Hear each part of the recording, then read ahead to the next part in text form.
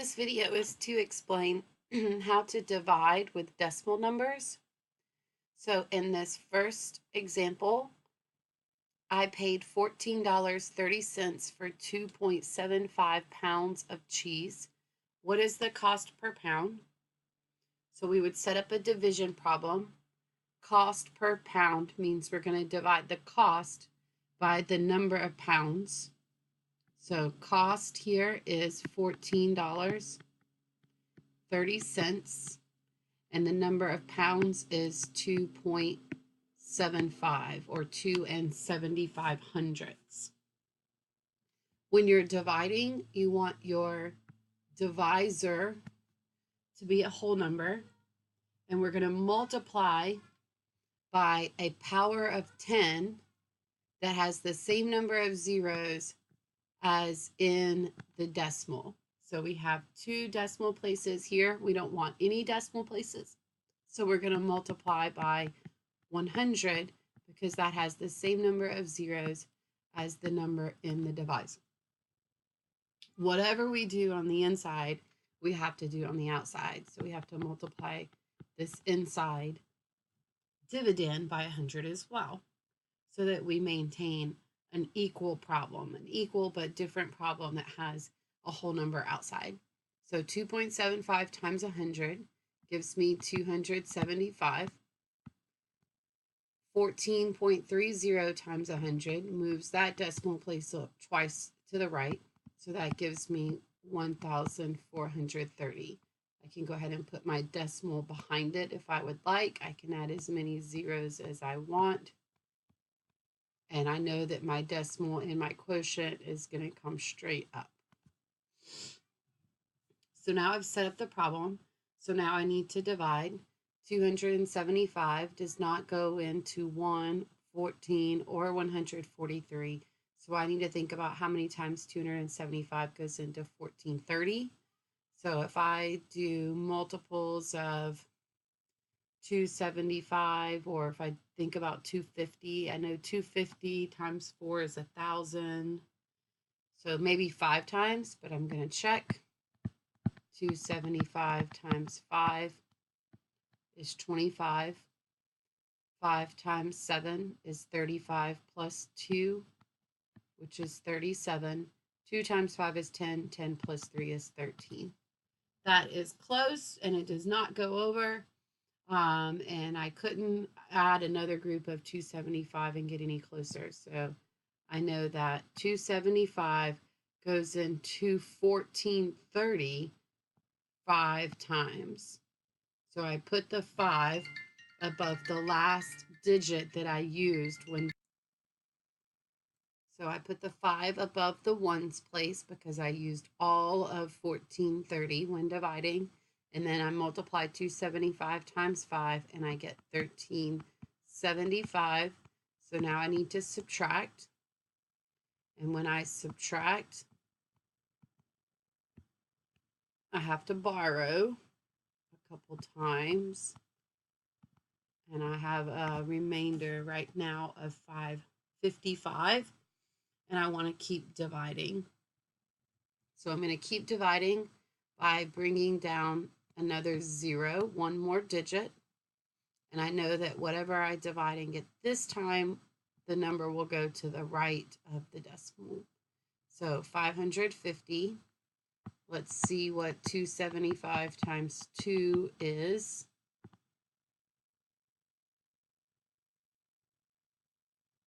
It is 550. So that means that I now do not have a remainder.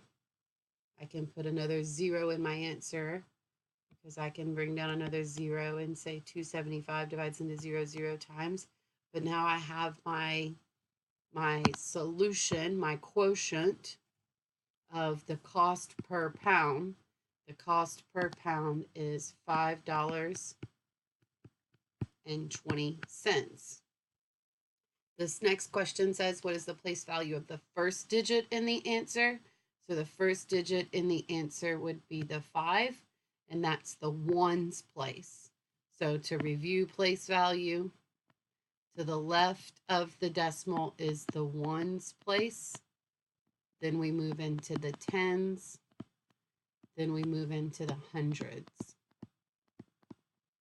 When we go to the right of the decimal, we have the first number to the right is the tenths place. And then we have the hundredths place, and so on. Let's do another example. Here we have a division problem that's already been completed, and we're asked to do error analysis, which means we want to look and find the mistake that they made. When this is given, I suggest you take your original problem and do it. And the first time you do it, just ignore Ella's work right here. So let's just do this problem, 1.848 divided by 0.6. We need to move this decimal once to the right, which means we're multiplying by 10. So the quotient and the divisor, the dividend and the divisor both need to be multiplied by the same number. Both need to have the decimal moved the same number of times. So here, that means we would get 18.48 divided by 0.6. Sorry, don't have that decimal anymore because we multiplied by 10. So it's just 6. We can actually erase the 0. Now let's divide. 6 goes into 18 3 times. Multiply 18, subtract 0. The decimal is going to go straight up in the answer. Bring down the next digit. 6 does not go into 4. A very common mistake would be not putting anything there. But we're actually doing another row of division here.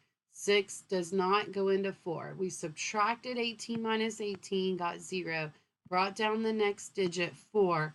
This number is not big enough to divide by 6, but we still have to put a 0 there.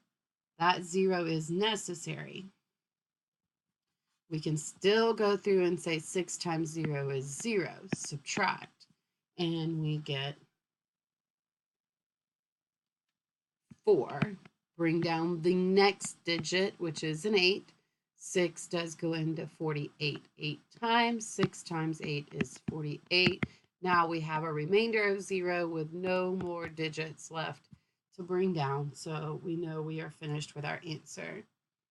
The 3 is in the ones place, the 0 is in the tenths place, and the 8 is in the hundredths place. So my answer should be 3.08. And that should make sense because 6 times 3 is 18, which is kind of what the beginning of this problem says. So then let's go back and compare to what Ella did. So my first step was multiply by 10, which changed the problem to 6 into 18.48.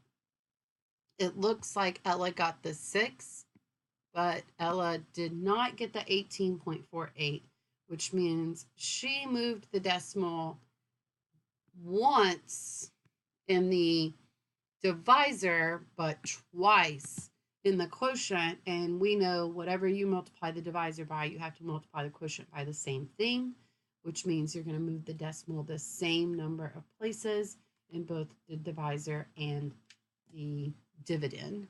So my quotient is 3.08, whereas she had the decimal in the wrong place because she moved the decimal too many times in that dividend the first time when she moved the decimal.